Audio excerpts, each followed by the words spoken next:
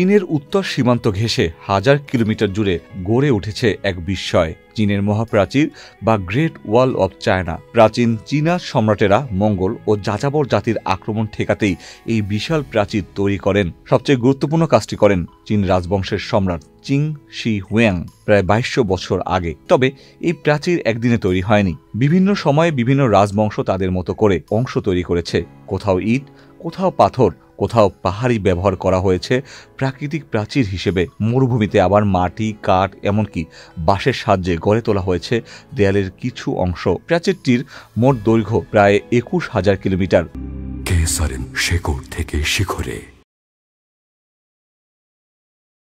এতটাই বিশাল যে আপনি যদি ঢাকা থেকে লন্ডন যান, তারপর আবার ঢাকায় ফিরে আসেন, তাও গ্রেট ওয়ালের আসল দৈর্ঘ্য ছুঁতে পারবেন না। এ তথ্য একাই বোঝানোর জন্য যথেষ্ট প্রাচীরটা কতটা বড়। একসময় মনে করা হতো মহাকাশ থেকে এটি খালি চোখে দেখা যায়। তবে বাস্তবতা হলো খালি চোখে দেখা যায় না, কিন্তু উপযুক্ত অবস্থানে স্যাটেলাইট বা ক্যামেরার সাহায্যে এটিকে শনাক্ত করা সম্ভব। মহাপ্রাচীরের গড় উচ্চতা প্রায় 7 থেকে 8 মিটার, আর প্রস্থ এতটাই বড় যে একসাথে 5টি ঘোড়া পাশাপাশি হাঁটতে পারবে, মানে অনেক চওড়া। গ্রেট ওয়াল শুধু প্রতিরক্ষা নয়, এটা চীনের আত্মমর্যাদা, ঐতিহ্য আর কৌশলের প্রতীক। আধুনিক যন্ত্র ছাড়াই শত শত বছর আগে মানুষ কিভাবে এমন বিশাল কিছু বানাতে পেরেছিল ভাবলেই চমকে উঠতে হয়। এই প্রাচীর বানাতে প্রায় 20 লক্ষ মানুষ কাজ করেছিল। অনেকেই নির্মাণকালে মারা যান। কেউ কেউ বলেন এটি বিশ্বের সবচেয়ে লম্বা কবরস্থান, আর পর্যটকদের কেউ কেউ দাবি করেন রাতের বেলা নাকি এখানে অদ্ভুত আওয়াজ শোনা যায়। চীনের মহাপ্রাচীর শুধু একটি প্রাচীর নয়, এটি একটি সভ্যতার প্রতিরোধ, মানুষের আত্মবিশ্বাস আর অসম্ভবকে সম্ভব করার সাহসিকতার প্রতীক। প্রযুক্তিহীন যুগে কেবল মানুষের ইচ্ছে শক্তি, কৌশল আর ঘাম ঝরানোর পরিশ্রমে তৈরি হয়েছে